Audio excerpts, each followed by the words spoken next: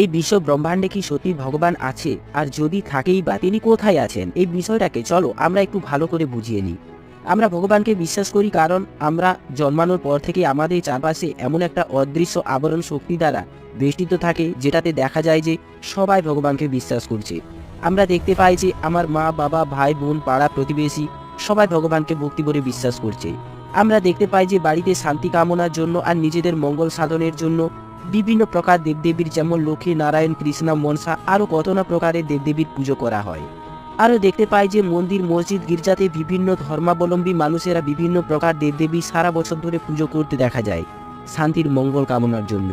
বড় বড় বাবুন আর সন্ন্যাসীর কাছ থেকে যখন ভগবানের সম্পর্কে জানতে চাওয়া হয়, তখন তেনারা বলেন যে এই বিশ্ব ব্রহ্মাণ্ডকে তিনি সৃষ্টি করেছেন, আর যা কিছুই হচ্ছে সবই উনি পরিচালনা করছেন। এই সমস্ত কথা ও ঘটনাগুলি আমরা ছোটবেলা থেকে দেখতে দেখতে বড় হয়ে উঠি। এই জন্য আমরা নিজেরাই বিশ্বাস করে নিই যে ভগবান আছে, তিনি কোটি কোটি দেবতা ও সমস্ত প্রাণীদের মধ্যেই আছে।